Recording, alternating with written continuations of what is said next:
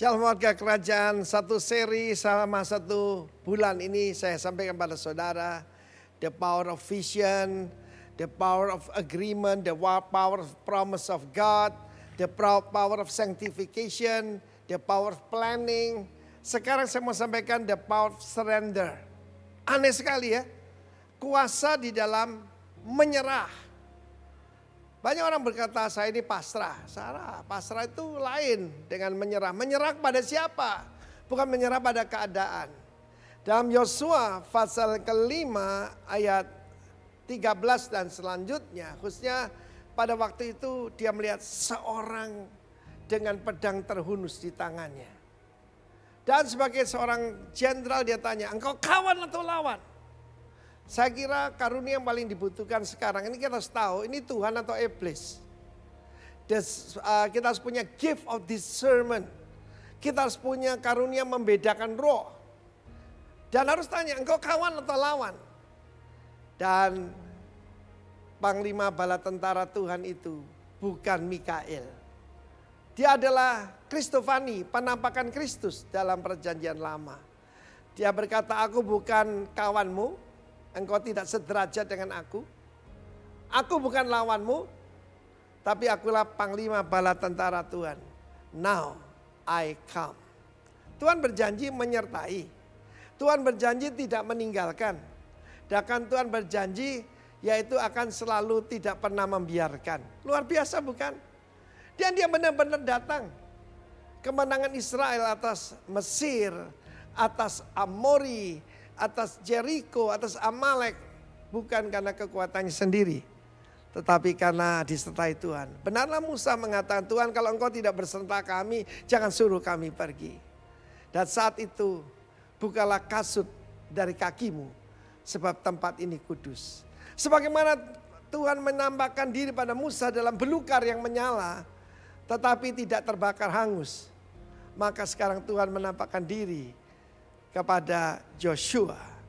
Biarlah di dalam kita di rumah kita punya pengalaman baru dengan encounter dengan Tuhan. Joshua bukan cuma membuka kasutnya, dia sujud menyembah. Saya berani katakan dengan jelas ini bukan Mikael. Sekarang Mikael itu adalah yaitu malaikat yang untuk melindungi bangsa Israel, the guardian angel of Israel. Sebab Mikael, Gabriel tidak boleh disembah. Dan tidak akan menerima penyembahan. Yang menerima penyembahan cuma iblis. Atau Tuhan sendiri. Iblis minta disembah saudara. Dia berkata pada Yesus, sembah aku 1 kali. Semua kerajaan ini kuberikan padamu. Dan seketika Yosua sujud menyembah. Lalu dia sekarang meletakkan semua strategi di tangan Tuhan. Tuhan berkata, kelilingi Jericho 7 hari. 6 hari 1 kali 1 hari. Hari yang ke-7, 7 kali. Jadi 13 kali. Kabar baik buat saudara, 13 bukan angka setan, bukan angka sial. 13 itu angka Bapa. Sebab Yakub dengan 12 putra. Yesus di kapal dengan 12 murid. 13 itu angka bagus saudara. Terutama saya ketemu istri saya tanggal 13 saudara. Apa yang dikatakan Tuanku pada hambanya ini? Dia nyebut dirinya hamba. Ebed. Dia adalah syarat atau asisten daripada Moses. Tapi kepada Tuhan dia adalah hamba. Saudara yang kasih Tuhan. Dan Tuhan berkata. Suruh para imam yang memimpin. Yosua sebuah pengalaman. Ketika menyeberangi sungai Yordan. Imam-imam ada di depan. 2000 hasta baru umat Tuhan. Firman Tuhan dan keputusan Tuhan harus yang terutama dalam hidup kita. Tuhan memberikan ide-ide di dalam bisnis. Bagaimana keluar daripada masalah. Saudaraku, saya juga ada terkena dampak daripada masalah ekonomi dan sebagainya. Tapi saya tenang saja, kenapa? Itu semua miliknya Tuhan. Keuangan yang Tuhan percayakan miliknya Tuhan. Jemaat yang Tuhan percayakan miliknya Tuhan. Dan strategi Tuhan tidak pernah gagal. Your Jericho will fall down. God bless you warga kerajaan. The power of surrender. Amen. Mari kita menaikkan doa-doa kita.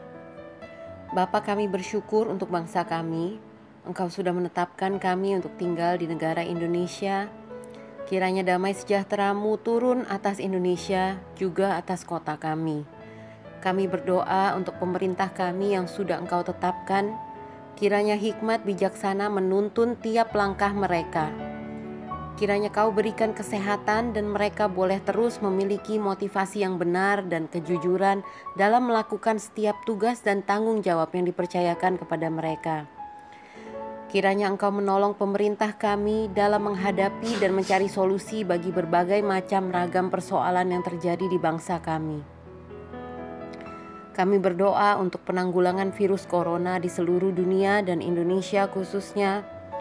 Kami berdoa bagi para dokter-dokter, suster-suster, staf rumah sakit, fasilitas kesehatan, juga aparat negara yang bekerja keras di garis depan untuk mengatasi penyebaran virus corona. Kiranya mereka diberikan kesehatan, kekuatan, dan keteguhan hati untuk melayani dengan sebaik-baiknya. Kiranya Engkau menjaga pula keluarga-keluarga mereka. Kami berdoa untuk rencana percepatan pemulihan Indonesia, yaitu penerapan new normal yang akan segera mulai diberlakukan. Kiranya rakyat Indonesia mau taat mengikuti segala peraturan new normal yang ditetapkan.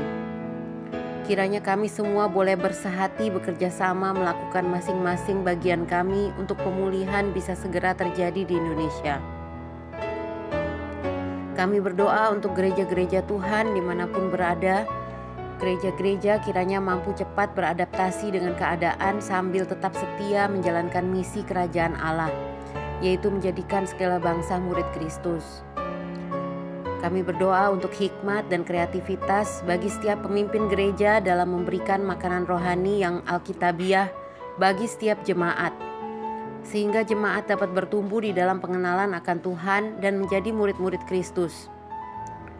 Kami juga berdoa untuk para pemimpin kami, Bapak Timotius Arifin sebagai Gembala Senior dan Pak Roni Daud Simeon sebagai Gembala Rock Jabodetabek. Kiranya Tuhan memberikan kesehatan bagi mereka sekeluarga. Juga Tuhan karuniakan hikmat-Mu agar mereka semakin mengenal Engkau dengan benar dan Engkau mampukan menuntun gereja-gereja rock yang ada.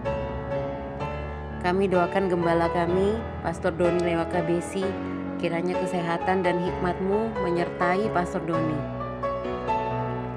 Untuk para jemaat Tuhan di GBI Rock Karawaci, berikan hikmat-Mu ya Tuhan agar kami semua bisa mengenal-Mu dengan benar. Berikan keteguhan hati mengikuti Engkau, sehingga hari demi hari kami jalani dengan semakin menguatkan kepercayaan kami kepadamu. Bila ada jemaat yang saat ini menderita sakit penyakit dan kelemahan tubuh, Bapa, kami mohon belas kasihan-Mu, kiranya Engkau jamah dan berikan kesembuhan. Sore ini kami bersyukur, kami percaya Kristus hadir di antara kami mendengarkan setiap doa-doa kami. Di dalam nama Yesus Kristus kami berdoa. Amin.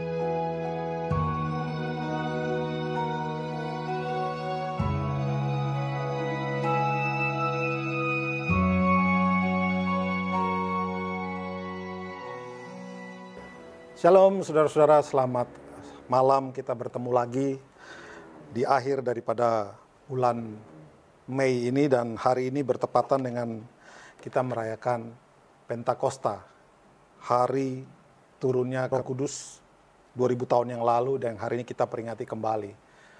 Ada yang menarik saudara, pada saat Pentakosta dicurahkan, ada Roh Kudus dicurahkan, disitulah gereja awal mula mulai. Ya saudara-saudara, kita melihat bahwa setelah murid-murid rasul-rasul yang dipenuhi oleh Roh Kudus, Injil mulai melebar keluar dari Yerusalem. Injil mulai masuk sampai ke daerah-daerah Asia yang dibawa oleh para rasul-rasul, terutama Rasul Paulus ya saudara-saudara. Jadi kalau kita melihat sepintas lalu betapa Roh Kudus ini seperti mesin, seperti sesuatu yang membuat murid-murid ini begitu luar biasanya di dalam memberitakan kebenaran firman Tuhan. Tentu saja ini tidak terjadi dengan sendirinya ya.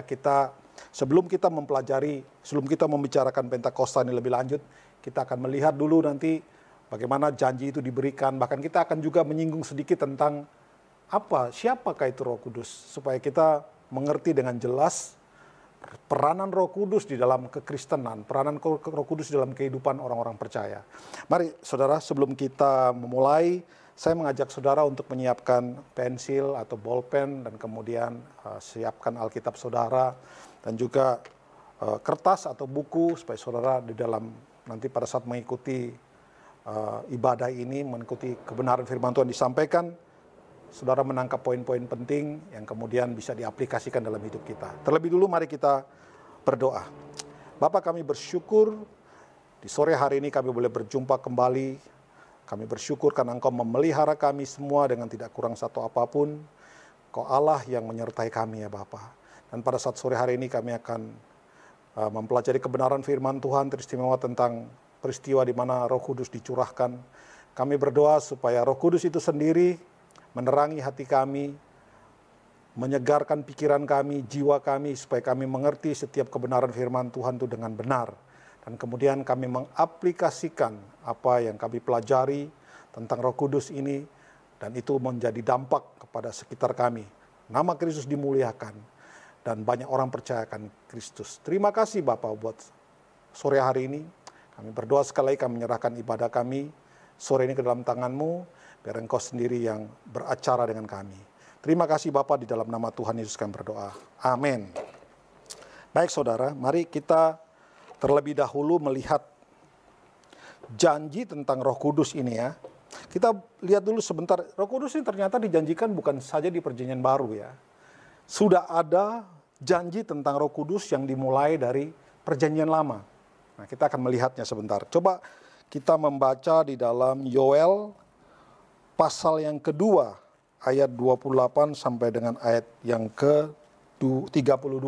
Yoel 2 ayat 28 sampai dengan ayat yang ke-32.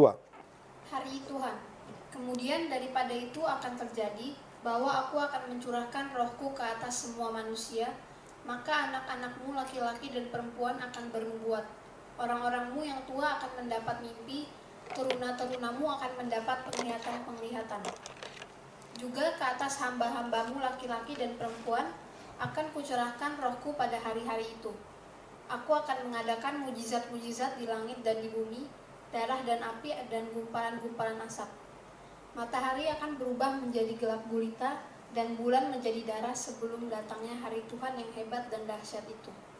Dan barang siapa yang berseru kepada nama Tuhan akan diselamatkan, sebab di Gunung Sion dan di Yerusalem akan ada keselamatan, seperti yang telah difirmankan Tuhan, dan setiap orang yang dipanggil Tuhan akan termasuk orang-orang yang terlepas. Baik saudara, kita lihat di situ di ayat yang ke-28 jelas sekali dikatakan, kemudian pada hari itu akan terjadi bahwa aku akan mencurahkan rohku ke atas manusia. Aku di sini siapa? Allah, ya kan? Allah mencurahkan roh. Di sini dikatakan rohku, berarti roh Allah. Roh Allah itu sebutan untuk Roh Kudus, ya saudara-saudara ya. Nanti kita akan bahas ini. Jadi roh Allah itu sebutan untuk Roh Kudus. Dan janji itu sudah diberikan kepada orang-orang di Perjanjian Lama. Dan kita tahu penggenapannya kapan? Hari ke-50 ini. Yaitu di hari Pentakosta yang hari ini kita rayakan sebagai hari pencurahan Roh Kudus. Coba kita lihat ayat berikutnya, kita melihat janji Tuhan yang diberikan kepada murid-murid tentang Roh Kudus. Coba dilihat, buka ayat Alkitabnya, Yohanes 14 ayat 16. Aku akan minta kepada Bapa dan Ia akan memberikan kepadamu seorang penolong yang lain, supaya Ia menyertai kamu selama-lamanya. Ayat 17-nya, Yaitu Roh kebenaran. Dunia tidak dapat menerima Dia, sebab dunia tidak melihat Dia dan tidak mengenal Dia. Ya. Tetapi kamu mengenal Dia, sebab Ia menyertai kamu dan akan diam di dalam kamu. Oke, coba sekarang lihat ayat yang ke-26. Coba lihat ayat 26. Tetapi penghibur, yaitu Roh Kudus, yang akan diutus oleh Bapa dalam namaku, Dialah yang akan mengajarkan segala sesuatu kepadamu dan akan mengingatkan kamu akan semua yang telah kukatakan kepadamu. Ya, kalau kita lihat di situ, perikop dari Yohanes 14 ini adalah Yesus menjanjikan penghibur, ya. Di situ perikopnya adalah Yesus menjanjikan penghibur. Dimulai dengan kata, aku akan minta kepada Bapa dan Ia akan memberikan kepadamu seorang penolong yang lain. Ya, di situ. Jadi itu sudah janji itu diberikan kepada murid-murid. Pada saat itu menjelang Yesus ditangkap dan kemudian dia akan dihukum mati, disalibkan, kemudian akan dikuburkan, ya saudara ya. Itu sebelum. Dan kalau kita melihat janji tentang menghibur ini, janji tentang Roh Kudus ini ada di bagian-bagian terakhir dari kitab Yohanes, ya. Tidak ditaruh di awal, taruh di akhir sebagai satu janji kepada murid-murid yang ada pada saat itu. Coba kita lihat sekarang di dalam Kisah 1 ayat yang ke-8, coba. Kisah Rasul 1 ayat yang ke-8. Yaitu janji tentang Roh Kudus.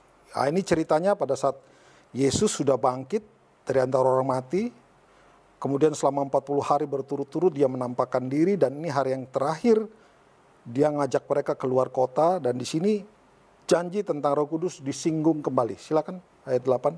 Tetapi kamu akan menerima kuasa kalau Roh Kudus turun ke atas kamu, Iya. dan kamu akan menjadi saksiku di Yerusalem dan di seluruh Yudea dan Samaria dan sampai ke ujung bumi. Ya. Perhatikan baik-baik ya di situ ya. Dari sini kita akan melihat ada satu hal penting yang tercantum di sana. Jadi janji Roh Kudus diberikan supaya kita menerima kuasa. Kuasanya untuk ngapain? Bersaksi. Ya saudara-saudara ya. Jelas kok. Diberi kuasa, menerima kuasa untuk menjadi saksi. Yerusalem, seluruh Yudea, dan Samaria, dan sampai ke ujung bumi. Konteks ujung bumi pada saat itu sudah digenapi oleh Rasul Paulus. Ingat, ayat ini pada saat itu dibicarakan kepada rasul-rasul yang ada ya. Dan kita tahu memang Paulus belum ada. Tapi kemudian Paulus dipilih oleh Yesus sendiri untuk menjadi rasul yang akan sampai ke ujung bumi ini. Dia sampai ke Spanyol, jadi dia keluar dari Israel, di Asia, semua dia masuk ke sana. Nah, kita lihat lagi coba di ayat yang dari Kisah 1 tadi, ayat yang keempat. Coba. Pada suatu hari ketika ia makan bersama-sama dengan mereka, ia melarang mereka meninggalkan Yerusalem dan menyuruh mereka tinggal di situ menantikan janji Bapa, yang demikian katanya, telah kamu dengar daripadaku. Iya, di sini dikatakan kamu jangan keluar dari Yerusalem, ya. Tunggu di Yerusalem supaya kamu menerima janji yang sudah diberikan oleh Bapa. Apa janji itu? Roh Kudus dicurahkan, ya saudara-saudara ya. Saya ada beberapa kali mendengar ada orang-orang yang berkhotbah tentang Roh Kudus. Mereka mengatakan bahwa syarat menerima Roh Kudus haruslah hidup kudus. Kayaknya agak bertabrakan ya kalau kita pakai logika tersebut. Bagaimana bisa ya? Seseorang yang sudah punya Roh Kudus saja bisa jatuh dalam dosa. Bagaimana kalau dia tidak punya Roh Kudus? Dan juga begini, namanya Roh Kudus. Roh Kudus ini akan memampukan orang untuk hidup kudus. Ya saudara, coba berpikir seperti logika Alkitab. Kita kalau baca Alkitab, mempelajari Alkitab, logikanya kita harus tunduk kepada logika Alkitab, bukan pakai logika kita sendiri. Ya. Ada masih banyak orang yang saya temukan, Mereka suka pakai logika-logika sendiri dalam menerjemahkan Alkitab. Berbahaya, saudara-saudara. Karena pertama akan menyesatkan banyak orang, yang akhirnya pada akhirnya orang-orang tersebut bukan menyembah Allah, tapi akhirnya mereka menyembah ilah lain akibat orang-orang yang mengajar dengan salah tadi. Jadi ada orang mengatakan untuk menerima Roh Kudus harus hidup kudus. Loh, bukankah yang membuat seseorang itu kudus adalah Roh Kudus? Bagaimana mungkin dia bisa hidup kudus tanpa Roh Kudus? Jadi pernyataan bahwa untuk terima Roh Kudus harus hidup kudus kayaknya bertabrakan dengan logika yang ada dalam Alkitab, saudara-saudara. Di sini kalau kita melihat janji Roh Kudus diberikan kepada murid-murid Yesus, dan pada akhirnya Roh Kudus ini melalui murid-murid Yesus, mereka dipenuhi dengan Roh Kudus, Injil tersebar kemana-mana. Ya, saudara-saudara ya. Kalau kita melihat kalau memang tadi kita coba sekarang kita mengikuti logika berpikir orang yang tadi mengatakan harus hidup kudus, baru Roh Kudus ada dalam dia. Sekarang coba kita mundur sebentar ke cerita tentang perempuan Samaria yang punya 5 suami itu. Pada saat dia bertemu dengan Yesus, hidupnya diubahkan, ya, diubahkan menjadi kudus. Kita memang tidak catat bahwa dia cerain semua. Tetapi saudara perhatikan, ada buahnya setelah ketemu Kristus. Apa yang terjadi? Dia katakan kepada orang-orang di kota Samaria bahwa dia bertemu dengan Kristus. Dan kemudian dia mencerita tentang Kristus. Orang-orang di Samaria itu geruduk-geruduk cari Yesus. Jadi begini, apakah benar harus hidup kudus dulu baru terima Roh Kudus? Bagaimana dengan wanita yang punya 5 suami tadi? Tuhan bisa pakai dia. Tuhan bisa pakai dia. Tuhan tidak pernah perhatikan latar belakang seseorang. Kalau Tuhan pilih seseorang, dia akan pakai orang tersebut. Kita mau lihat siapa saja yang dipakai Tuhan, latar belakangnya kurang baik. Saul misalnya, raja pertama orang Israel. Dia cuma latar belakang sebagai yang suku Benjamin yang paling kecil di antara kaumnya. Nggak dianggap. Ya, nggak dianggap. Tuhan pilih orang-orang yang nggak dianggap ini untuk menjadi alat Tuhan. Kita lihat Daud. Daud anak bungsu selalu ada di padang bersama kambingnya 4-5 ekor. Tidak dianggap, tidak masuk hitungan. Tapi Tuhan pilih dia sebagai alat Tuhan. Kita lihat siapa? Coba kita mundur. Misalnya Abraham. Abraham itu siapa? Abraham ini penyembah berhala, saudara-saudara. Datang dari Ur Kasdim, daerah penyembah berhala. Tapi Tuhan tarik, ambil dia, pilih dia. Menjadi seseorang yang menyaksikan iman yang luar biasa ya. Siapa lagi Musa? Musa juga latar belakangnya 40 tahun hidup di Mesir. Jadi latar belakang itu tidak penting kalau Tuhan sudah pilih kita. Ya. Dan saya percaya Roh Kudus ini adalah bagian daripada Allah Tritunggal. Dia adalah pribadi yang ketiga. Mereka di dalam hal ini sama, saudara-saudara ya. Bukan kita yang kudus, yang bisa terima Roh Kudus, tapi justru kita yang tidak kudus ini perlu terima Roh Kudus. Yesus datang cari siapa? Orang berdosa kan? Dia tidak jadi orang kudus, prinsipnya sama. Dia cari orang-orang yang berdosa. Nah bayangkan kalau hari ini Roh Kudus hanya hadir pada orang yang kudus, atau hinggap atau tinggal pada orang kudus, kan tabrakan. Nggak bisa, mana mungkin.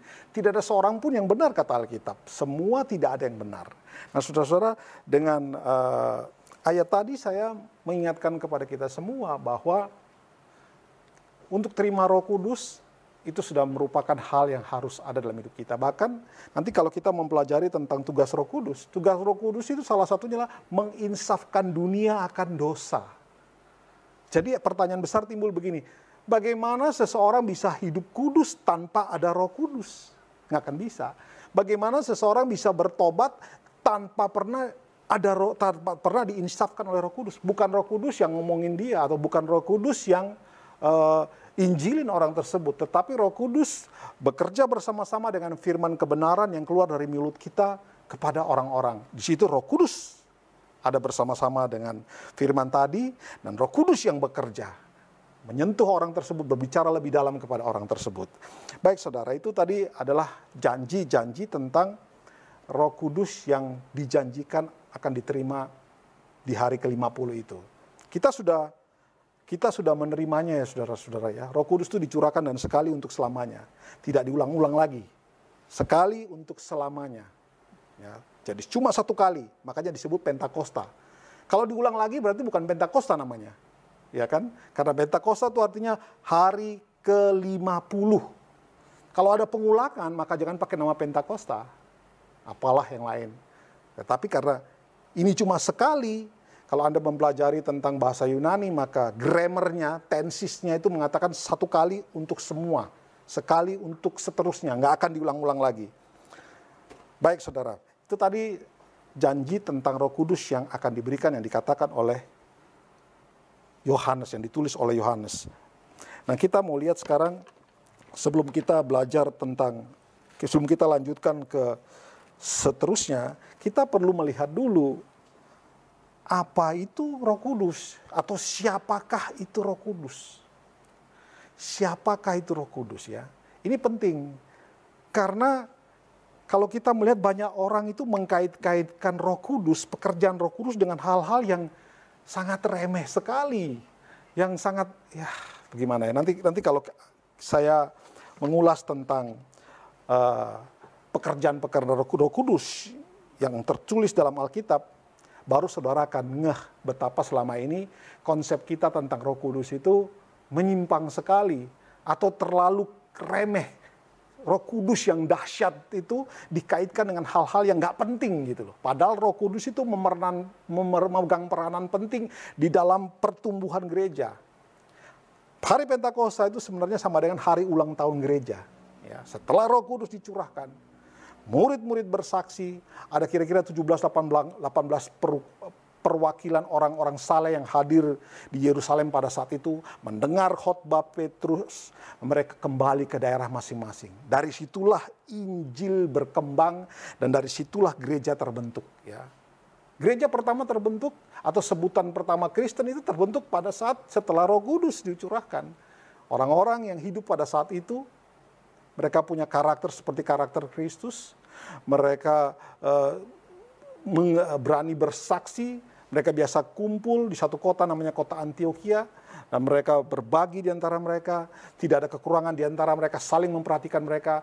Kota Antioquia, orang-orang di kota Antioquia yang kebanyakan adalah orang-orang asing. Mengejek mereka dengan, ini Kristen ini. Itu sebutan mengejek sebenarnya ya.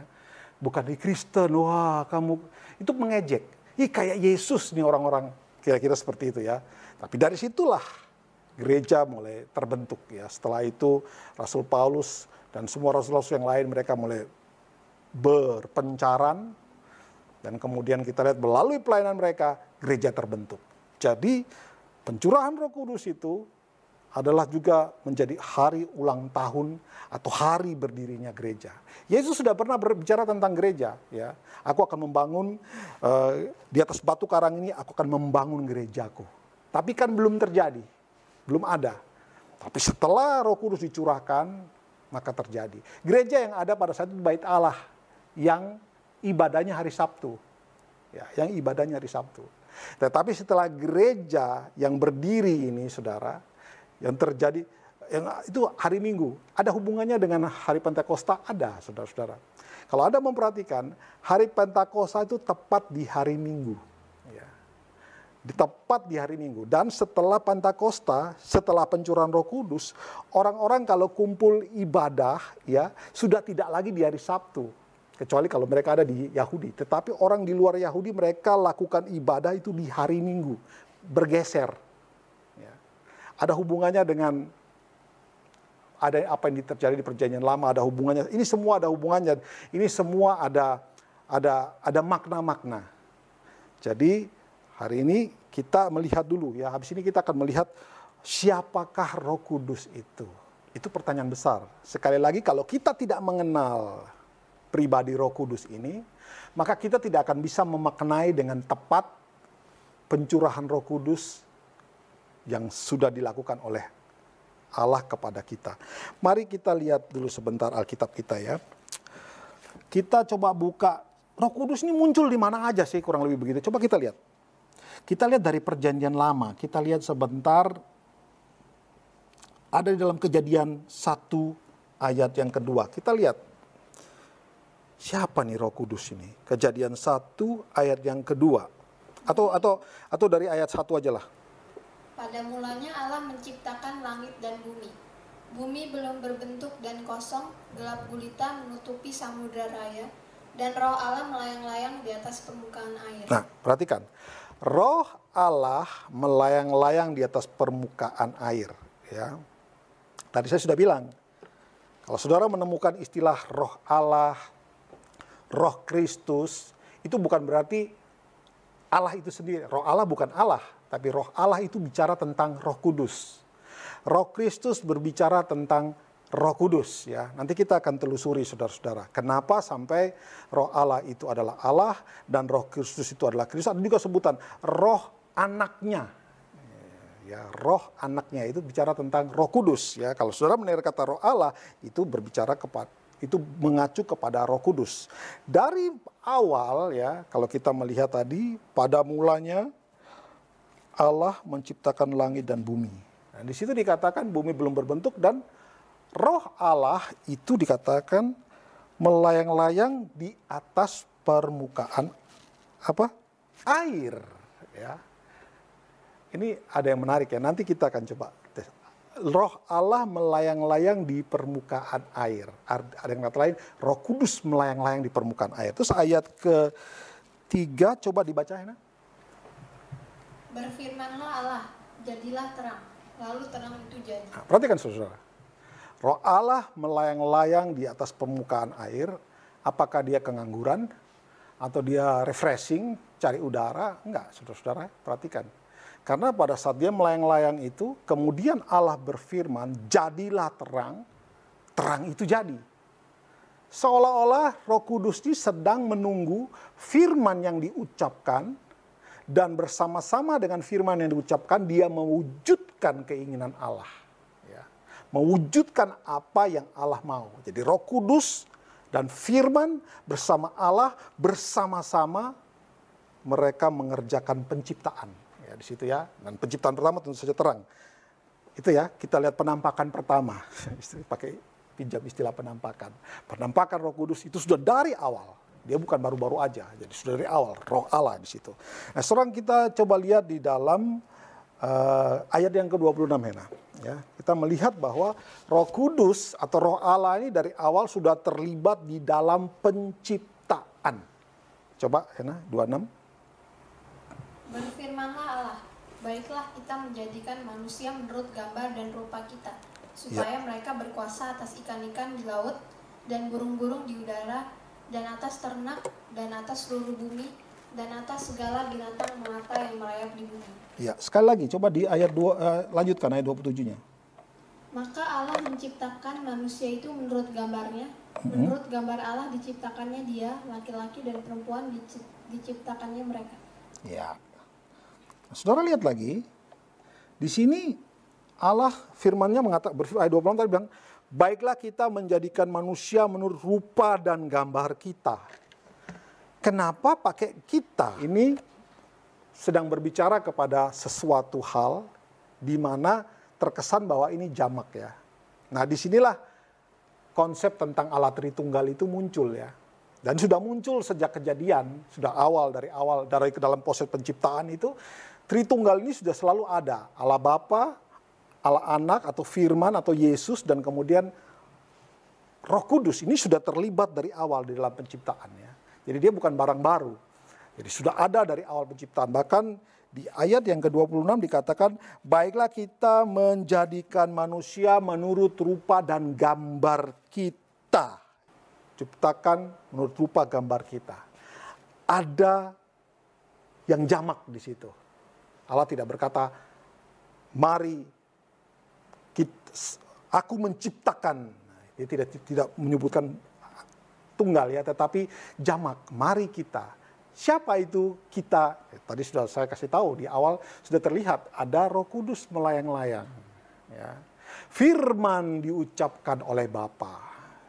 Bapa mengucapkan firman. Firman itulah Yesus ya. Di dalam Yohanes 1 dikatakan, pada mulanya adalah firman. Firman itu bersama, kita baca aja Yohanes 1 ayat yang ke-1. Baca Yohanes 1 ayat yang ke-1. Kita lihat sebentar. Pada mulanya adalah firman. Firman itu bersama-sama dengan Allah dan firman itu adalah Allah. Firman itu adalah Allah. Pada mulanya adalah firman. Firman itu adalah Allah. Ya, kita lihat ya, sudah terlihat nih. Ada pada saat Allah berfirman, jadilah terang. Roh Kudus yang sudah menunggu bersama-sama mereka membentuk terang. Jadi Roh Kudus sudah terlibat di dalam penciptaan. Oke, itu di dalam Perjanjian Lama. Tentu saja ada masih banyak ayat-ayat yang lain. Tetapi saya menunjukkan ini yang paling penting. Nah sekarang coba saudara lihat di Perjanjian Baru. Tampak di mana Roh Kudus ini? Banyak sekali saudara ya. Tetapi kalau berbicara tentang Allah Tritunggal, bahwa Roh Kudus ini pribadi daripada Allah yang ketiga, maka paling nampak sekali di dalam kejadian ini. Coba lihat di dalam Matius 3 ayat yang ke-16. Coba, Matius 3 ayat yang ke-16. Sesudah dibaptis, Yesus segera keluar dari air, dan pada waktu itu juga langit terbuka dan ia melihat Roh Allah seperti burung merpati turun ke atasnya. Ya, 16 17. Lalu terdengarlah suara dari sorga yang mengatakan, inilah anakku yang kukasihi, kepadanya lah aku berkenan. Ya, ini sangat jelas sekali terlihat di dalam Perjanjian Baru. Bagaimana setelah Yesus, Sang Firman itu keluar dari air setelah dibaptis oleh Yohanes Pembaptis, langit terbuka dan terdengar suara, inilah anakku yang Roh Allah itu seperti, Roh Kudus itu seperti burung merpati yang melayang, yang hinggap pada Yesus. Ada suara terdengar, inilah anakku yang kukasihi, kepadanya aku berkenan. Saudara, ayat ini bukan cuma ada di Matius, tetapi dicatat oleh keempat Injil yang lain, yaitu Matius, Markus, Lukas, dan Yohanes. Jadi memang kejadian ini betul-betul valid, artinya disaksikan oleh semua dan ditulis di dalam Alkitab. Sampai ke tempat penulis menuliskan hal yang sama, berarti hal ini penting, berarti hal ini valid, sah, tidak dibuat-buat, tidak berdiri sendiri, tapi disaksikan oleh keempat penulis dan mereka mencantumkan itu. Baik saudara, di situ kita melihat bahwa Roh Kudus ini ternyata merupakan bagian dari Tritunggal, ya. Dan dia ada di posisi sebagai Allah Roh Kudus, Allah Anak, Allah Bapa, dan Allah Roh Kudus. Ketiga ini. Jadi Roh Kudus itu adalah pribadi ketiga daripada Allah Tritunggal. Ya, ingat baik-baik. Roh Kudus itu pribadi ketiga dari Allah Tritunggal. Jadi dengan kata lain, dia itu adalah Allah juga. Ya. Tentu saja mereka punya tugas yang berbeda. Tapi ketiga oknum ini bernatur satu, yaitu Allah. Zatnya itu satu, yaitu Allah. Dengan tiga pribadi, dengan tiga tugas yang berbeda. Tetapi mereka itu setara dan mereka sama-sama adalah Allah, punya kuasa yang sama. Dan mereka itu adalah Allah, kuasa menciptakan, mereka punya sama-sama, saudara-saudara ya. Jadi Roh Kudus ini bukan sesuatu yang kecil, yang remeh. Dia ini sesuatu yang penting, bagian daripada Allah Tritunggal, dan dia juga merupakan bagian yang terpenting di dalam pertumbuhan kerohanian gereja dan pertumbuhan kerohanian orang-orang Kristen. Karena dia ini yang akan membuat kita ini, memampukan kita untuk hidup seperti Kristus. Dia ini yang memampukan kita untuk berani berbicara tentang kebenaran. Orang yang punya Roh Kudus, dia tidak takut.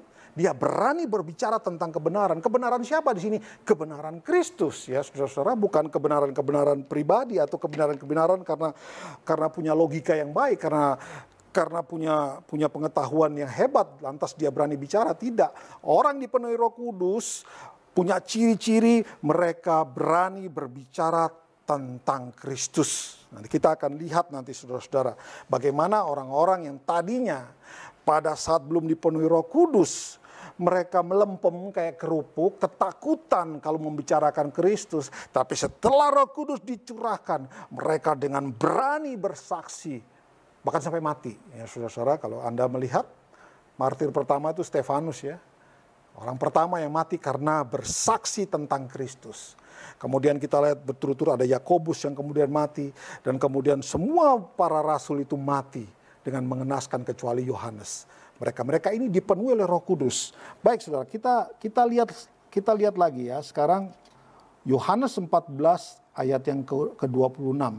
Siapakah Roh Kudus ini? Coba kita kembali ke Yohanes 14 ayat yang ke-26. Tetapi penghibur, yaitu Roh Kudus yang akan diutus oleh Bapa dalam namaku, dialah yang akan mengajarkan segala sesuatu kepadamu dan akan mengingatkan kamu akan semua yang telah kukatakan kepadamu. Ya, perhatikan yang hal penting. Siapakah Roh Kudus ini? Roh Kudus ini yang disebut dengan Roh kebenaran, betul kan Hena? Disebut Roh kebenaran ya? Coba diulang sedikit. Tetapi penghibur, yaitu Roh Kudus yang akan diutus oleh Bapa dalam namaku, dialah yang akan mengajarkan segala sesuatu kepadamu dan akan mengingatkan kamu akan semua yang telah kukatakan kepadamu. Penghibur ini atau Roh Kudus ini ternyata diutus oleh Bapa, ya. Roh Kudus diutus oleh Bapa. Roh Kudus tidak nyelonong sendirian. Roh Kudus diutus oleh Bapa, ya. Dia tidak sembarangan, dia diutus oleh Bapa. Setelah nanti Yesus naik ke surga, maka Roh Kudus ini akan turun, diutus oleh Bapa. Ngapain Roh Kudus itu turun, nanti kita akan lihat. Jadi saudara catat dulu yang pertama ini. Roh Kudus diutus oleh Bapa. Sekarang coba kita lihat di dalam Yohanes 15 ayat yang ke-26. Coba kita lihat yang ayat yang ke-26. Jikalau penghibur yang akan kuutus dari Bapa datang, yaitu Roh kebenaran yang keluar dari Bapa, ia akan bersaksi tentang aku. Siapa ku di situ? Siapa ku di situ? Ku di situ adalah Yesus, ya. Jadi di dalam Yohanes 14 ayat 26 di situ dibilang Roh Kudus diutus oleh Bapa.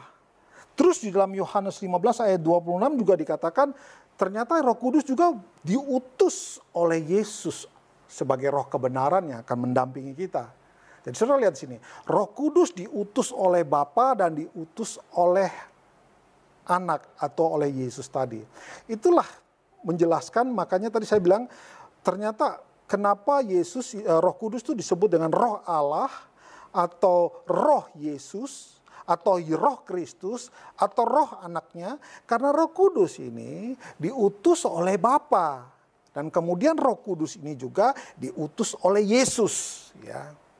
Mereka yang mengutus Roh Kudus. Oke, kita lanjutkan. Coba kita lihat sekarang di dalam Yohanes 16 ayat yang ke-14. Kita lihat Yohanes 16 ayat yang ke-14.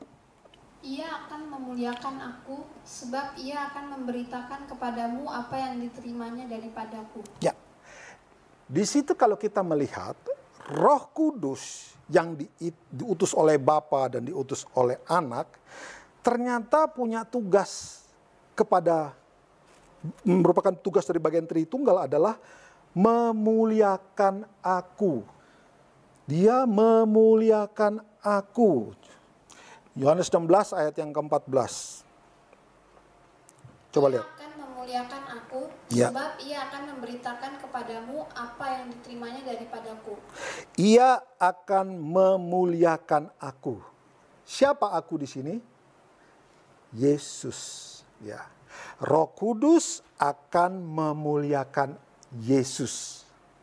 Kalau kita melihat Yesus memuliakan Bapa, ya kan, gitu kan. Dengan kata lain berarti Roh Kudus ini kalau dia hadir, dia datang nanti, dia akan memuliakan Bapa dan dia juga akan memuliakan Yesus di situ, ya. Dia tidak memuliakan siapa-siapa. Dari kebenaran ini sebenarnya kita bisa melihat bahwa pada saat seseorang itu dipenuhi oleh Roh Kudus, dia akan memuliakan Bapa dan dia juga akan memuliakan Kristus. Orang dipenuhi Roh Kudus, dari hidupnya, dari mulutnya, dia akan mempermuliakan Bapa dan mempermuliakan Kristus. Dia tidak mempermuliakan diri sendiri. Kalau ada orang dipenuhi Roh Kudus, maka seharusnya dari mulutnya Pemberitaan mulutnya adalah membawa orang untuk memuliakan Bapa, memuliakan Kristus, membawa orang fokusnya kepada Allah, membawa orang fokusnya kepada Yesus, bukan kepada diri sendiri. Ya, Roh Kudus tidak pernah mempermuliakan diri sendiri, tapi Roh Kudus mempermuliakan Yesus dan Yesus mempermuliakan Allah. Nangkep maksud saya, saudara ya? Hati-hati dengan setiap kalau kita mendengar hal-hal yang isinya serba aku begini, aku begitu. Kita kalau mengerti konsep ini, kita kalau mengerti doktrin tentang Roh Kudus, dan kita mengerti apa yang dikerjakannya, tentu kita bisa memilah-milah. Ini benar dari Tuhan atau tidak. Sebab kalau itu benar dari Yesus, benar dari Allah, maka Roh Kudus yang ada di dalam seseorang pada saat dia menyampaikan berita kebenaran, maka yang disampaikan itu selalu memuliakan Bapa dan selalu memuliakan Kristus. Tidak ada agenda-agenda yang lain. Ya, saudara ingat itu. Baik, mari kita lanjutkan lagi. Kita lihat siapakah Roh Kudus ini. Kita buka dulu Yohanes 16 tadi ayat yang ke-7. Ayat yang ke-7, Hena, tolong dibaca. Namun benar yang kukatakan ini kepadamu Ya. adalah lebih berguna bagi kamu jika aku pergi. Ya. Sebab jikalau aku tidak pergi, penghibur itu tidak akan datang kepadamu. Tetapi jikalau aku pergi, aku akan mengutus dia kepadamu. Ya, tadi bahwa Yesus yang mengutus Roh Kudus ya. Kemudian Yesus juga mengutus Roh Kudus, bukan cuma Bapa saja maksud saya.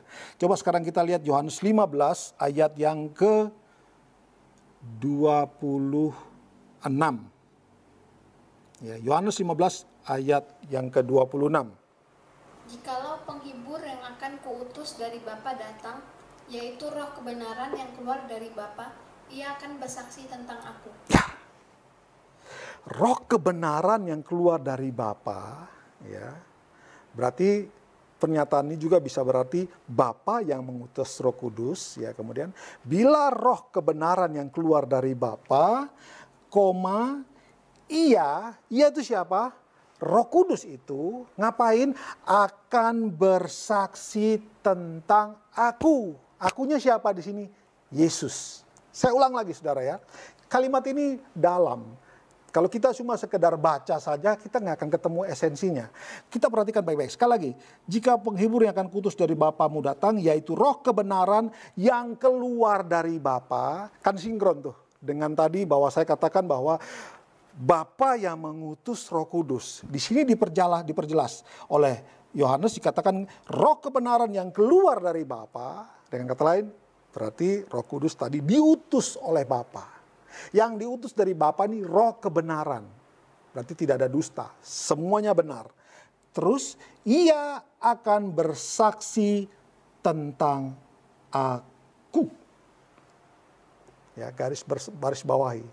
Ia akan bersaksi tentang aku. Coba Hena, baca ayat yang ke-27-nya. Tetapi kamu juga harus bersaksi karena kamu dari semula bersama-sama dengan aku. Ya, perhatikan saudara-saudara.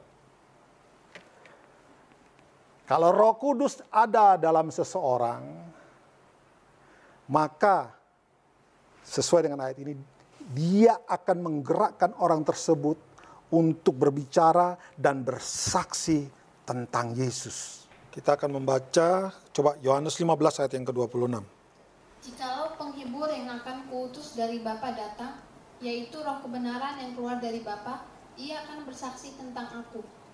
Ya, kita lihat di situ Roh Kudus yang hubungannya dengan Tritunggal, dia datang dari dan keluar dari Bapa. Seperti tadi saya sudah kasih tahu, kebenaran yang keluar dari Bapa bisa berarti itu menunjukkan bahwa Roh Kudus memang keluar dari Bapa dan diutus dari Bapa, dan dia akan bersaksi tentang Yesus, tentang anak.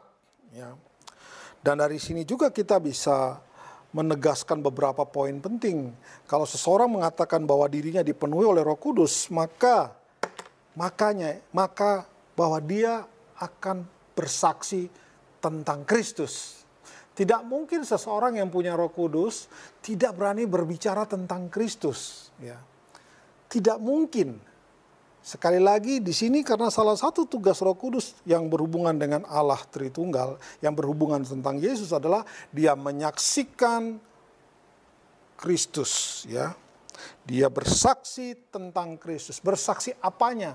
Bersaksi bahwa dialah anak Allah yang diutus oleh Bapa untuk datang ke dalam dunia menjadi sama dengan manusia dan akan menderita di bawah pemerintahan Pontius Pilatus. Dia akan mati, kemudian dikuburkan, dan pada hari ketiga dia bangkit daripada orang mati. Roh Kudus ini yang akan bersaksi tentang itu melalui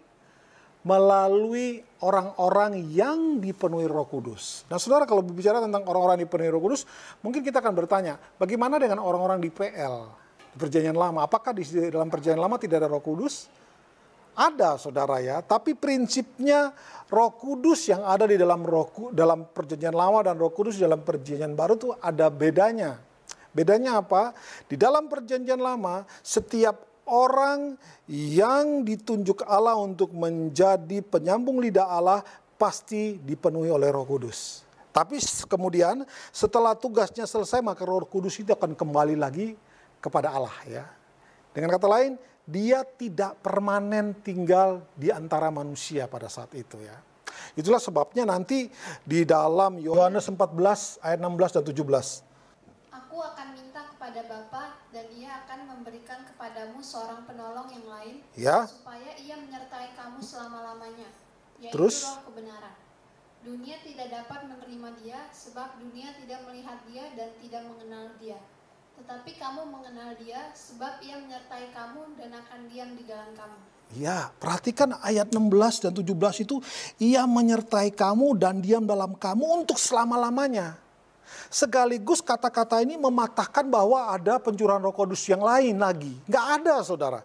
Satu kali pencurahan Roh Kudus dicurahkan, manusia dipenuhi oleh Roh Kudus. Alkitab janjikan, Yesus berkata bahwa Roh Kudus itu tidak akan meninggalkan dia untuk selama-lamanya.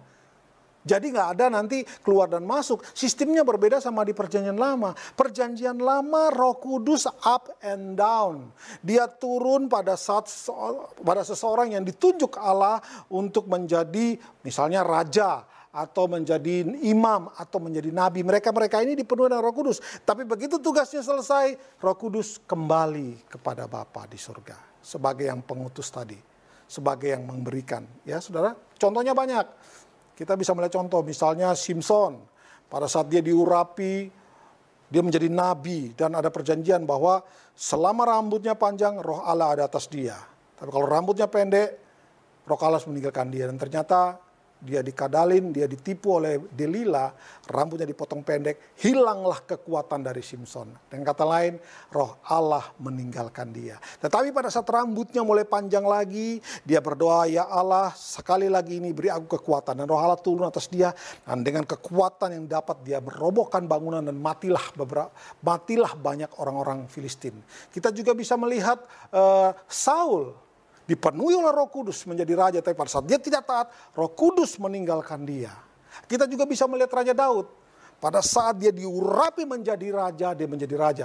Itulah sebabnya satu kali Raja Daud berkata, Tuhan jangan ambil rohmu daripadaku. Apa artinya? Dia takut. Karena Roh Kudus, Roh Allah akan meninggalkan seseorang pada saat seseorang sudah tidak lagi ada gunanya buat Tuhan, dan kemudian mungkin dia berbuat dosa, maka Roh Allah meninggalkan dia.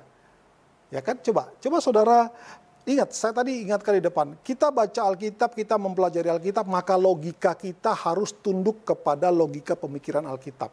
Tidak mungkin Raja Daud, ya Tuhan jangan ambil rohmu daripada aku. Kenapa dia harus ucapkan kata itu? Karena dia tahu pada saat seorang jatuh di dalam dosa, Roh Allah tinggalkan dia. Nah, tetapi di Perjanjian Baru, Roh Kudus yang dijanjikan oleh Yesus ini mengatakan, Roh ini tinggal di dalam kamu dan tidak akan meninggalkan kamu selama-lamanya. Artinya selama kita ada dalam dunia ini, Roh Kudus itu akan terus menyertai kita sampai waktunya kita kembali kepada Bapa di surga. Ya. Sekaligus ayat ini memberitahu bahwa Roh Kudus itu bukan seperti Perjanjian Lama, naik dan turun. Jadi perlu ditunggu lagi kehadirannya. Dia sudah dicurahkan satu kali dan untuk seterusnya. Di awal tadi saya sudah katakan, saudara-saudara. Makanya hari pencurahan Roh Kudus disebut dengan hari ke-50. Ya. Kalau ada Roh Kudus yang berikutnya, maka mungkin hari ke-5000 sekian. Nggak ada. Yang ada dalam Alkitab catat adalah pada hari ke-50 Roh Kudus yang dijanjikan tadi yang akan tinggal di dalam kita dan tinggal akan kita untuk selama-lamanya, itu tidak akan keluar-keluar lagi. Sekali juga mengatakan bahwa bukan orang yang kudus saja yang terima Roh Kudus. Siapa saja menerima Roh Kudus. Karena Roh Kudus yang akan membuat seseorang hidup kudus. Apa sih salah satu tanda daripada seseorang yang dipenuhi Roh Kudus? Hidupnya kudus. Amin, saudara-saudara. Dan kalau kita kembali ke tadi dalam ayat Yohanes 15 ayat yang ke-26 tadi. Orang yang dipenuhi Roh Kudus itu punya tugas adalah memuliakan atau bersaksi tentang Yesus. Tentang Kristus. Nah kita lihat semua orang yang dipenuhi Roh Kudus itu mati loh saudara-saudara. Ya. Hati-hati dengan pengajaran-pengajaran yang mengatakan bahwa kita dipenuhi Roh Kudus maka kita akan diselamatkan dari segala sesuatu. Kita akan diselamatkan dari neraka. Benar itu saudara-saudara. Ya, tapi dalam dunia ini justru kalau kita melihat Alkitab ya. Coba perhatikan Alkitab baik-baik. Stefanus itu mati martir. Apa kesalahan dia? Enggak ada kesalahannya. Dia cuma adalah seseorang yang sudah dipenuhi Roh Kudus. Saleh. Dan dia bersaksi tentang Kristus, dilempar batu sampai mati. Matinya mengenaskan. Lu dipenuhi Roh Kudus loh, orang benar loh. Jadi kalau ada hari ini, ada pengajaran yang mengatakan orang benar akan aman saja dari dunia ini, kayaknya perlu kembali melihat Alkitab. Siapa lagi? Banyak saudara-saudara. Yohanes Pembaptis, siapa di dalam dunia ini yang seperti Yohanes Pembaptis yang dikatakan bahwa sejak di dalam kandungan ibunya dia sudah dipenuhi oleh Roh Kudus. Coba kita lihat. Pernah tercatatkah Yohanes Pembaptis itu menyembuhkan orang? Coba jadi catatan buat saudara. Coba cek, apakah Yohanes Pembaptis pernah membangkitkan orang mati? Apakah Yohanes Pembaptis pernah mengadakan tanda mujizat? Yang saya baca, Yohanes seumur hidupnya, ya, dia bersaksi tentang Kristus, dia menyiapkan jalan bagi Kristus. Lantas kita mau bilang, oh nggak ada Roh Kudus. Kan begitu kan prinsip orang-orang hari ini yang berkata orang punya Roh Kudus adalah bisa menyembuhkan orang. Yohanes tidak menyembuhkan siapapun loh saudara-saudara. Tapi dia membawa orang untuk berjumpa, dia menyiapkan jalan supaya orang bertemu dengan Kristus. Sampai ke lehernya putus pun dia tetap bersaksi tentang Kristus. Itu contoh orang yang dipenuhi Roh Kudus. Ya. Jadi tidak nyaman-nyaman. Orang dipenuhi Roh Kudus nggak nyaman loh sebenarnya. Mereka nggak duduk santai. Terus nyanyi seperti lagu-lagu yang saya suka dengar Pak Roni nyanyikan. Ku ingin tetap di sini menikmati bayimu. Nggak pergi-pergi. Ku ingin tetap di sini. Terus kita katakan, wah mereka penuh dengan Roh Kudus. Tapi tetap di sini aja. Perlu dipertanyakan apakah benar. Karena orang dipenuhi Roh Kudus tidak menghentikan dia terus berbicara tentang kebenaran sekalipun nyawanya menjadi taruhan. Nah kita bisa melihat Stefanus. Tidak ada yang salah dengan Stefanus. Stefanus ini dipilih sebagai dari 7 orang-orang yang untuk jadi orang-orang diaken. Orang-orang diaken terkenal benar, nggak pemabuk, hidup orangnya saleh dan dipenuhi Roh Kudus. Mereka punya pengetahuan Alkitab yang baik. Mereka dipilih. Tapi tetapi Stefanus ini yang disorot. Karena dia mati martir. Siapa lagi yang kita bisa lihat? Petrus. Setelah dipenuhi Roh Kudus, dia berdiri dan dia berkhotbah, menyampaikan atau bersaksi tentang Yesus. 3.000 orang bertobat. Itu ciri-ciri orang yang dipenuhi Roh Kudus. Nggak mungkin kalau orang punya Roh Kudus hari ini malu berbicara tentang Yesus. Oh, soalnya malu, nggak enak. Saya nggak pandai ngomong. Nggak enak aja, lu aja lah. Saya ragukan orang-orang tersebut dipenuhi Roh Kudus. Karena orang dipenuhi Roh Kudus, rohnya itu membara. Rohnya itu berkobar-kobar.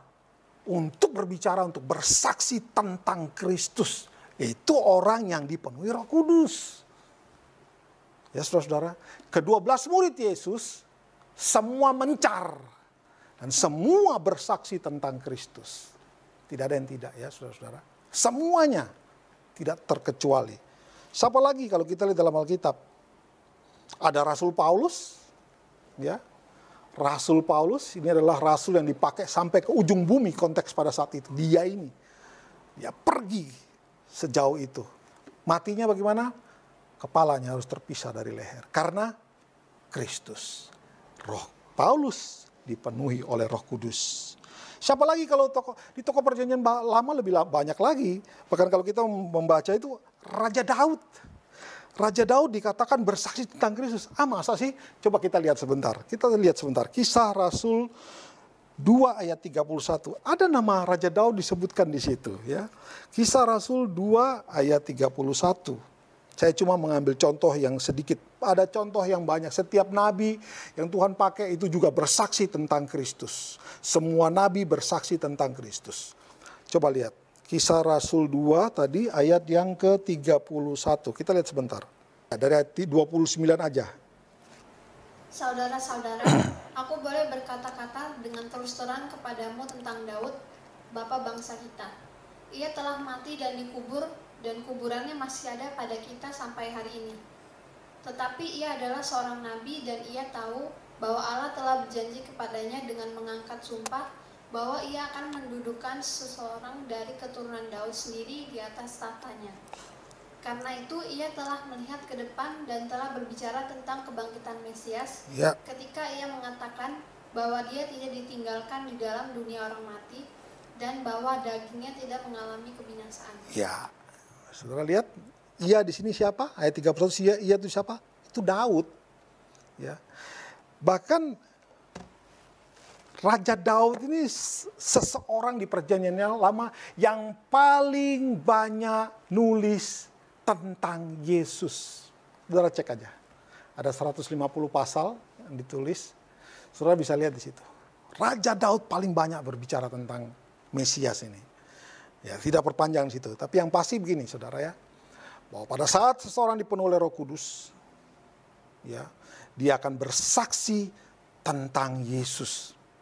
Itu ciri-ciri utamanya ya. Jadi tadi kita sudah belajar bahwa siapakah Kristus? Kristus dia adalah bagian atau Allah.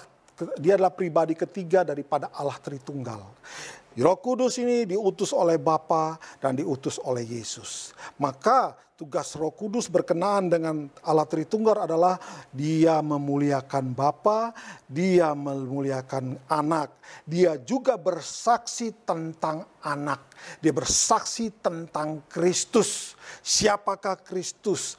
Siapakah dia yang diutus daripada Allah? Ya saudara ya, di situ kita bisa melihat dengan jelas. Dan sekaligus kita bisa kita aplikasikan dalam kehidupan kita satu kebenaran bahwa seseorang yang dipenuhi oleh Roh Kudus, dia pasti dari mulutnya akan selalu membicarakan tentang siapa itu Yesus. Dari mulutnya akan terus mengalir kebenaran tentang Kristus. Dia tidak takut dengan apapun. Saudara, sekarang kita kalau mempelajari Roh Kudus tadi, saudara-saudara ya, tentu saja kita harus kita perlu belajar untuk tahu mempelajari Roh Kudus dengan lebih detail. Kita memang harus belajar melalui Yesus ya. Kita lihat kunci masuk untuk mempelajari Roh Kudus adalah Yesus. Dan kalau kita mau belajar tentang doktrin tentang Allah pun juga mulai lewat Kristus ya.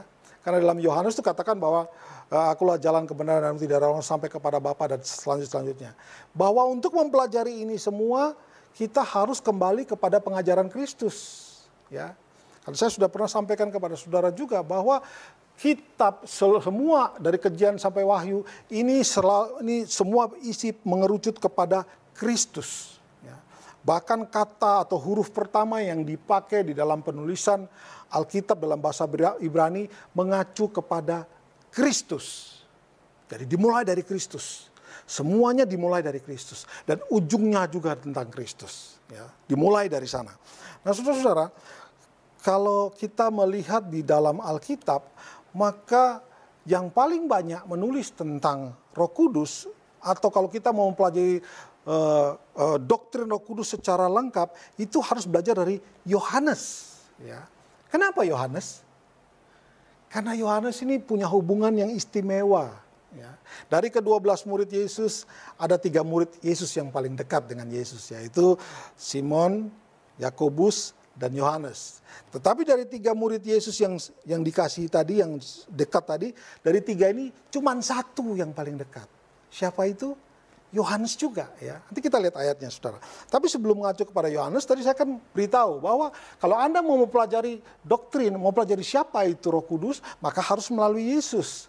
Kalau mau mempelajari Bapa di surga tentang Allah itu siapa, harus melalui Yesus. Mau mempelajari doktrin gereja pun juga harus melalui Kristus. Karena Yesus berkata, di atas batu karang ini aku akan membangun gerejaku. Jadi semua itu sentralnya kepada Yesus. Yohanes 1 ayat 18. Tidak seorang pun yang pernah melihat Allah, tetapi anak tunggal Allah yang ada di pangkuan Bapa, dialah yang menyatakannya. Ya, tidak ada seorang pun yang melihat Allah, betul kan? Tidak ada seorang pun orang yang bisa melihat Allah, hanya anak tunggal Bapa. Atau coba baca sekali lagi, pelan-pelan di situ. Tidak seorang pun yang pernah melihat Allah. Tidak ada seorang pun yang pernah melihat Allah. Tetapi anak tunggal Allah. Tetapi anak tunggal Allah. Yang ada di pangkuan Bapa. Yang ada di pangkuan Bapa. Dialah yang menyatakannya. Dia yang menyatakan. Ya. Bapa itu hanya Anda bisa kenal dengan baik kalau Anda mengerti Kristus. Ya, karena dikatakan di situ itu kan bicara tentang kedekatan Bapa dan anak tunggal Bapa ada di pangkuan Bapa. Ya, deket nih ceritanya. Cuma lewat dia, saudara-saudara. Termasuk kita belajar Roh Kudus. Maka kita perlu mengenal Kristus. Dari situ kita akan tahu Roh Kudus ini ngapain. Roh Kudus ini fungsinya apa. Apa hubungannya Roh Kudus dengan Allah Tritunggal dan semua-semuanya itu. Semuanya itu melalui Kristus jalan masuknya. Nah sekarang kita tahu bahwa doktrin Roh Kudus banyak dibicarakan di dalam Yohanes. Tidak di dalam yang lain-lain. Rasul Paulus itu membahas Roh Kudus dalam fungsi karunia-karunia roh, ya. Tapi dia tidak membahas Roh Kudus sedetail yang seperti ditulis oleh Yohanes. Mengapa? Tadi saya sudah kasih tahu kepada saudara bahwa dari 12 murid Yesus, rasul ini cuma 3 yang dekat dengan Yesus. Artinya yang dikasihinya cuma 3. Tetapi dari 3 ini cuma 1. Satu ini siapa? Mari kita lihat Alkitab sebentar. Kita lihat di dalam Yohanes 13 ayat 23. Yohanes 13 ayat 23. Seorang di antara murid Yesus, yaitu murid yang dikasihinya, bersandar dekat kepadanya di sebelah kanannya. Seorang di antara murid Yesus, yaitu murid Yesus yang dikasihinya, bersandar dekat kepadanya di sebelah kanannya. Saudara, salah satu ciri dari tulisan Yohanes adalah dia tidak pernah mengungkapkan jati dirinya. Dia selalu pakai ya ini kayak begini. Seorang di antara murid Yesus, yaitu murid yang dikasihinya, bersandar dekat kepadanya. Tapi kita tahu ini adalah Yohanes. Nanti saudara bisa lihat ayat-ayat yang lain. Ya, jadi dia selalu dekat dengan Yesus. Bersandar kepada Yesus, dekat. Pasti orang yang dekat dengan kita, pasti dia adalah orang yang paling sering dengar kata-kata kita. Dia paling tahu apa yang diucapkan. Dia yang paling tahu apa perasaan kita. Kenapa? Karena dia dekat dengan kita. Iya kan? Kalau orang yang dekat dengan kita, dia pasti tahu kita. Coba terus kita lihat satu ayat lagi. Yohanes 19 ayat 25 sampai 27. Dan dekat salib Yesus berdiri ibunya dan saudara ibunya Maria, istri Klopas dan Maria Magdalena. Ya, terus? Sebentar, lihat. Coba lihat di situ. Yohanes tidak sebutkan namanya juga kan? Dan di situ dibilang, dan dekat salib Yesus berdiri ibunya dan saudara ibunya Maria, istri Klopas dan Maria Magdalena. Yohanes nggak sebut namanya. Ayat 26 coba. Ketika Yesus melihat ibunya dan murid yang dikasihinya. Tuh, dia nggak tulis lagi nama dia, tetapi Yesus melihat murid yang dikasihinya, terus kasihinya di sampingnya, berkatalah ia kepada ibunya, "Ibu, inilah anakmu." Terus? Kemudian katanya kepada muridnya, "Inilah ibumu." Dan sejak saat itu murid itu menerima dia di dalam rumahnya. Ya. Siapa itu muridnya yang dikasih itu? Yohanes. Cuman Yohanes. Yang lain bablas anginnya. Lari meninggalkan Yesus. Petrus yang berani dan ganas itu malah mesangkal Yesus 3 kali. Cuma Yohanes selalu dekat dengan Yesus, di sebelah kanannya bersandar kepadanya. Dan pada saat di kayu salib pun cuman satu-satunya Yohanes yang ada di situ. Nggak heran Tuhan berbicara tentang doktrin Roh Kudus ini kepada Yohanes yang penting.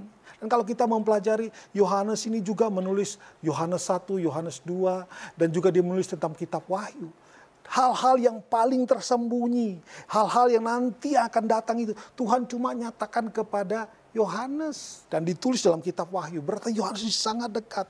Kalau kita mau mempelajari tentang Yesus, tentang Bapa, Roh Kudus, kita harus lewat Yesus. Karena Yesus tadi di anak tunggal Bapa, di pangkuan Bapa, dia dekat dengan Bapa. Dia tahu segala sesuatu. Nah, Yohanes dekat dengan Yesus, maka Yesus beritahukan apa yang menjadi kerinduan hatinya. Saudara, Yohanes begitu dekat. Jadi kalau kita mau belajar tentang Roh Kudus, mempelajari tentang Roh Kudus, maka kita harus kembali kepada Injil Yohanes.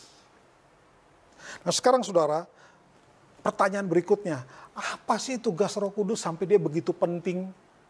Sampai Bapa pun mengutusnya, Bapa menyebut sebagai roh kebenaran, roh penghibur. Dan disebut juga roh Yesus, roh Allah. Itu diutus nanti pada Pentakosta yang kita sudah rayakan ini. Datang ke dalam dunia ini. Bahkan untuk digenapi dari nubuatan Nabi Yoel. Nah kita mau lihat siapa Roh Kudus ini, apa tugasnya ya. Tadi saya sampaikan di awal bahwa seringkali orang mengaitkan Roh Kudus ini, pekerjaan-pekerjaan Roh Kudus, tugas Roh Kudus mereka kaitkan dengan hal-hal yang sepele, yang gak penting, yang sebenarnya tidak ada di dalam list yang nanti saudara akan dengarin ya. Saya akan membawa saudara melihat apa sih tugas Roh Kudus. Yang pertama, kita buka dalam Yohanes 14, kita baca ayat 16 dan 17. Yohanes 14 ayat 16 dan 17. Ayo Hena. Aku akan minta kepada Bapa dan Ia akan memberikan kepadamu seorang penolong yang lain supaya Ia menyertai kamu selama-lamanya, yaitu Roh kebenaran. Ya. Dunia tidak dapat menerima Dia sebab dunia tidak melihat Dia dan tidak mengenal Dia. Tetapi kamu mengenal Dia, sebab Ia menyertai kamu dan akan diam di dalam kamu. Iya. Tugas Roh Kudus ini, saudara perhatikan ya. Yang pertama adalah supaya Ia menyertai kamu selama-lamanya. Ia menyertai kamu selama-lamanya. Dan yang kedua di sini dikatakan di ayat 17, Ia akan menyertai kamu dan diam di dalam kamu. Ya, Ia menyertai kamu selama-lamanya dan akan diam di dalam kamu selama-lamanya. Ya. Saudara perhatikan baik-baik ya. Dia menyertai kita, dan Dia akan diam dalam kita selama-lamanya. Ini juga sekaligus menghapus, ya.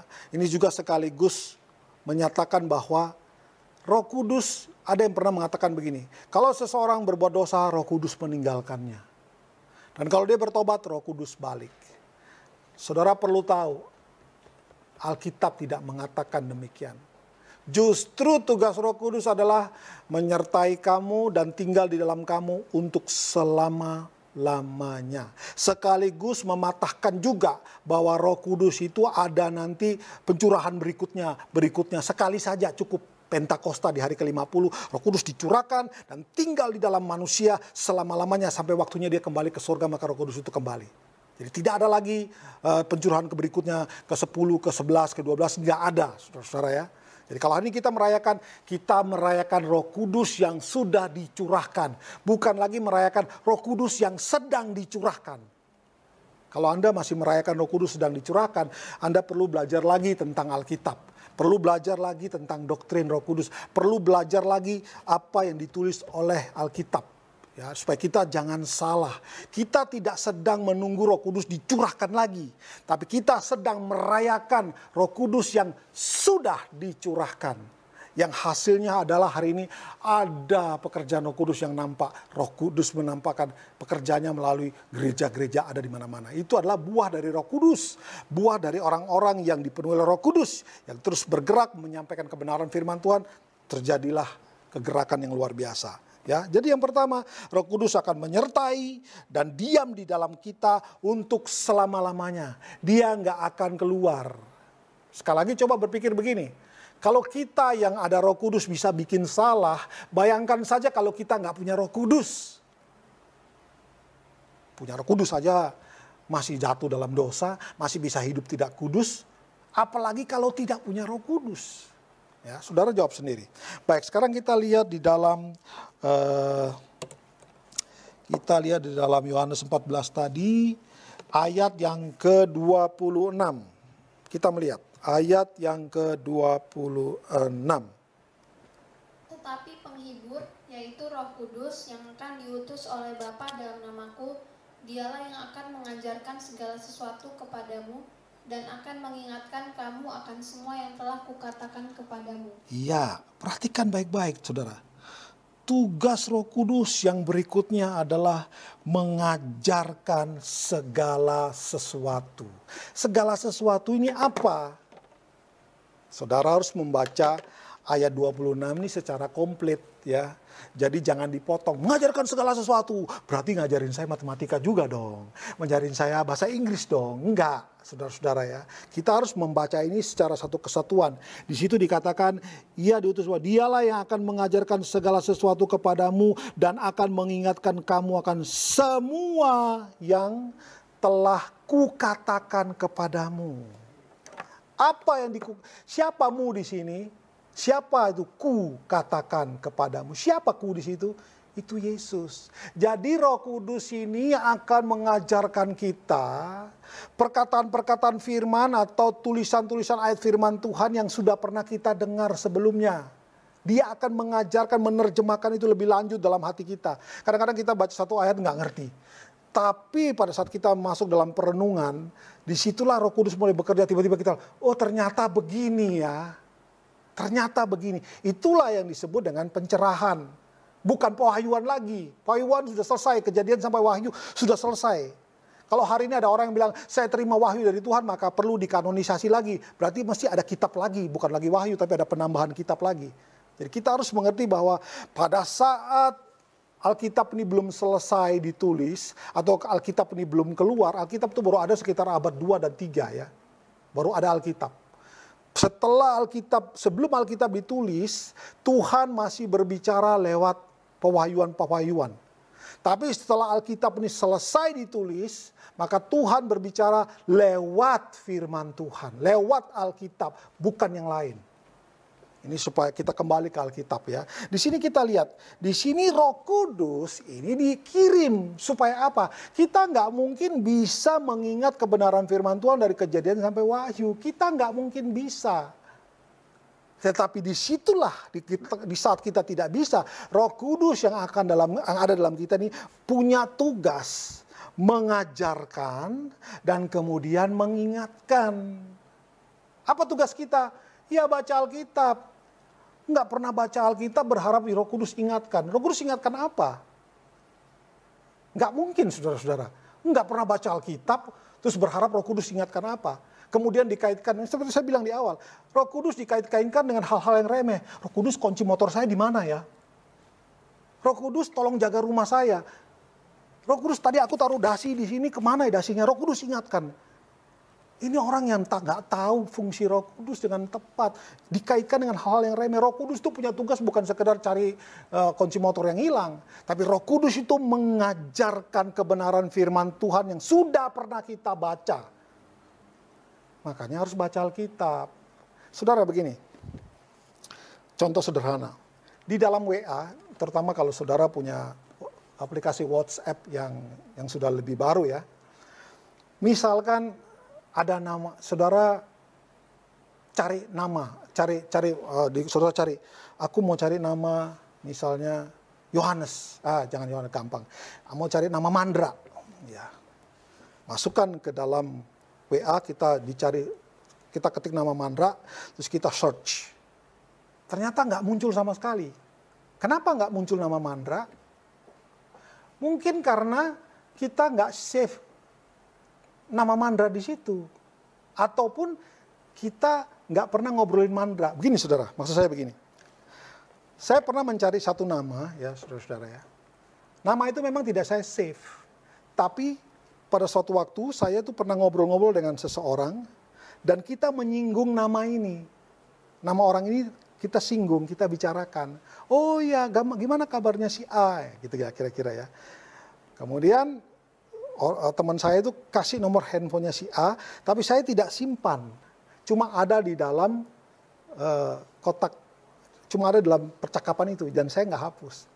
Selang 2 bulan, 3 bulan kemudian, saya mulai cari, aduh ini aku nggak save nih nomor. Saya pas cari di phone book, nggak muncul ini. Begitu saya masukkan ke dalam WA, saya cari nama, misalnya si A. Tiba-tiba muncul percakapan saya dengan orang tersebut yang mencantumkan nama si A. Oh ternyata ada, canggih ya. Nggak di save, tapi karena pernah disebutkan, WA-nya tampilkan ini percakapan tentang si A. Nah saudara, kurang lebih ayat ini sedang mengatakan begini, lu baca Alkitab dong. Kalau nggak pernah baca Alkitab, mau diajarin apa? Karena Tuhan ini karena Roh Kudus ini bertugas mengingatkan saudara akan setiap perkataan yang sudah disampaikan.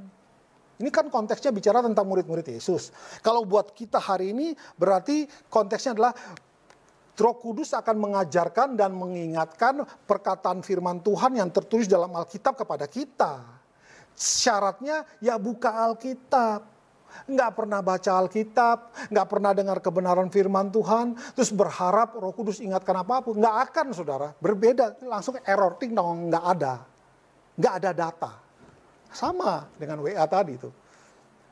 Karena saya pernah ngobrolin si A dengan teman yang lain, waktu saya cari, saya pikir si A ini sudah saya save dalam phone booknya Messenger, WA tadi. Ternyata saya tidak ketemu nomor ini yang saya simpan. Tapi begitu saya ketik nama si A di WhatsApp dan kemudian saya search, keluarlah percakapan saya dengan teman itu yang memuat nama si A. Saudara kurang lebih begitulah. Cara Roh Kudus bekerja mengingatkan dan mengajarkan kebenaran firman Tuhan kepada kita. Jadi kita perlu melakukan sesuatu, baca Alkitab. Pada saat kita membaca, tentu saja otak manusia ini terbatas. Dia tidak bisa menyimpan banyak-banyak ayat. Tetapi pada saat kita membaca, merenungkan, disitulah Roh Kudus bekerja. Dia ajarkan hal-hal yang sulit, hal-hal yang kita nggak ngerti. Bukankah sering begitu? Hari ini baca satu ayat kita nggak kenal, nggak tahu ini artinya apa. Tapi selang beberapa waktu kemudian tiba-tiba, oh iya ya, Roh Kudus mencerahkan itu dalam kita, mengingatkan kembali. Dan pada saat kita membutuhkan, disitulah Roh Kudus bekerja. Itu saudara. Jadi tugasnya adalah yang ketiga dan keempat adalah mengajarkan segala sesuatu dan mengingatkan kita atau kamu akan semua yang telah kukatakan kepadamu. Artinya segala sesuatu yang pernah kita baca tentang kebenaran firman Tuhan, itulah tugas Roh Kudus untuk mengajarkan, mengingatkan lagi. Baik, kita baca sekarang yang berikutnya. Yohanes 16 ayat yang ke-13. Coba kita lihat Yohanes 16 ayat yang ke-13. Tetapi apabila ia datang, yaitu Roh kebenaran, ia akan memimpin kamu ke dalam seluruh kebenaran, sebab ia tidak akan berkata-kata dari dirinya sendiri, tetapi segala sesuatu yang didengarnya, itulah yang akan dikatakannya, dan ia akan memberitakan kepadamu hal-hal yang akan datang. Nah, perhatikan saudara. Di sini tugas Roh Kudus adalah memimpin ke dalam seluruh kebenaran. Jadi terjawab kan bahwa kalau Roh Kudus ada, maka dia memimpin kita ke dalam seluruh kebenaran, maka pasti hidup kita menjadi kudus. Bukan syarat menerima Roh Kudus harus kudus dulu. Kudus berdasarkan apa? Nggak bisa. Tapi dengan ada Roh Kudus yang terus membawa kita kepada kebenaran, akan membawa hidup kita menjadi kudus. Ya saudara ya. Dia akan memimpin ke dalam seluruh kebenaran. Bukan satu kebenaran, seluruh kebenaran. Yang berikutnya adalah memberitakan kepadamu hal-hal yang akan datang. Ya. Memberitakan hal-hal yang akan datang. Sudah terjadi belum? Sudah. Ya. Ini kan konteksnya berbicara kepada murid-murid Yesus. Dan Yesus pakai Rasul Yohanes untuk menuliskan hal-hal yang akan datang. Ya, dia pakai Rasul Yohanes untuk menyatakan itu, untuk menjadi pewahyuan, dan kita bisa belajar dari sana sampai hari ini. Dan berikutnya coba di dalam Yohanes 16 ayat yang ke-8. Tugas Roh Kudus yang berikutnya, Yohanes 16 ayat yang ke-8. Dan kalau ia datang, ia akan menginsafkan dunia akan dosa, kebenaran, dan penghakiman. Ya, Roh Kudus itu yang menginsafkan. Ya, tidak ada seseorang mau bertobat karena mau-maunya sendiri. Gak ada, saudara. Seseorang bertobat pasti itu pekerjaan Roh Kudus. Dia insafkan dunia. Tapi bagaimana Roh Kudus itu bekerja? Sekali lagi saudara, Anda harus baca Alkitab untuk melihat cara kerja Roh Kudus. Seperti saya ingatkan kembali di dalam Kejadian 1 tadi. Roh Kudus atau Roh Allah melayang-layang di permukaan air. Dia seolah-olah standby, menunggu sesuatu keluar dari mulut Allah. Ayat 3 mengatakan, jadilah terang. Allah berfirman, jadilah terang. Saat itu pula pada saat firman disampaikan, Roh Kudus yang sedang melayang-layang bekerja sama dengan firman tadi mewujudkan kehendak Allah, yaitu menciptakan terang. Anda mau orang-orang insaf? Anda mau banyak orang terima Yesus? Engkau perlu buka mulut. Bicara tentang Yesus.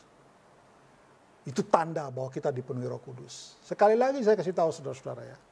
Orang yang dipenuhi Roh Kudus tidak mungkin malu-malu. Takut salah, gak enak dia lebih senior, gak enak saya mah belum belajar Alkitab. Itu cuma alasan. Dan saya ragu orang-orang demikian itu dipenuhi Roh Kudus. Karena semua orang yang dipenuhi Roh Kudus, kalau Anda membaca Alkitab, mereka berani berbicara tentang Kristus. Bahkan kalau saudara lihat di hari Pentakosta dicurahkan, murid-murid yang gak pinter ini, nelayan, itu profesi yang paling orang-orang gak pinter. Mereka bisa berbicara tentang Kristus. Tuhan pakai yang gak pinter ini untuk supaya nama Tuhan dikenal, untuk supaya nama Tuhan tersebar ke seluruh dunia. Saudara-saudara, kalau hari ini Anda belum mengerti, maka mengertilah. Kalau Anda dipenuhi Roh Kudus, maka sudah pasti ada gelora di dalam hati untuk menyatakan Kristus itu siapa. Gak mungkin kita diam-diam adem ayem. Kita bisa bergaul dengan orang-orang yang gak beres itu. Kemudian kita bisa, oh iya. Terus saudara bilang, loh Yesus saja bergaul sama pemungut cukai orang berdosa. Beda visinya, beda misinya.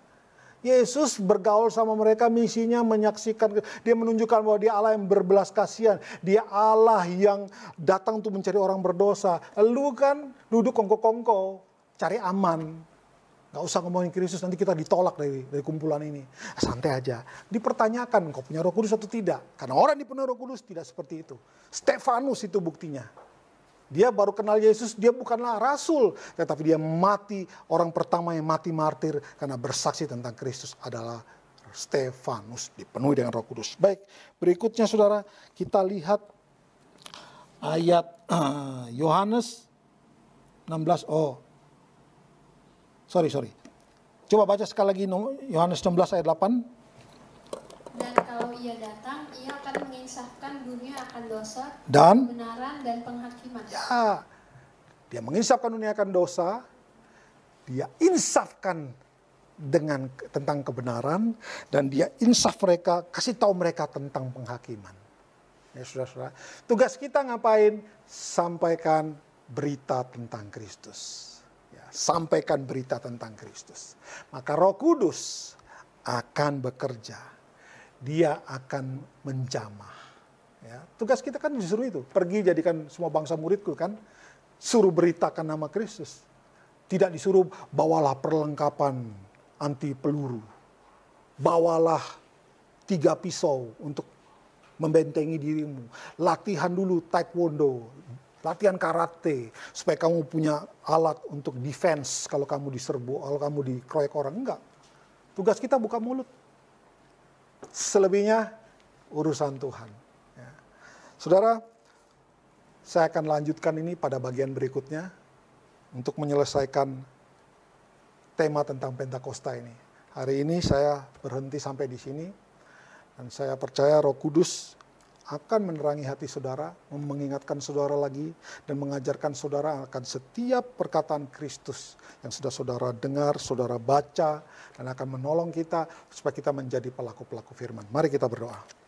Bapa, terima kasih untuk malam hari ini. Kami bersyukur waktu yang Kau berikan kepada kami, sehingga kami boleh sama-sama belajar kebenaran firman. Bila firman ini meneguhkan, menegur kami, supaya kami sadar bahwa kami berdosa, dan supaya kami sadar bahwa kami perlu Kristus, dan kemudian kami ikuti jalan kebenaran firman. Terima kasih Bapa. Kami bersyukur, dan di dalam nama Tuhan Yesus kami berdoa.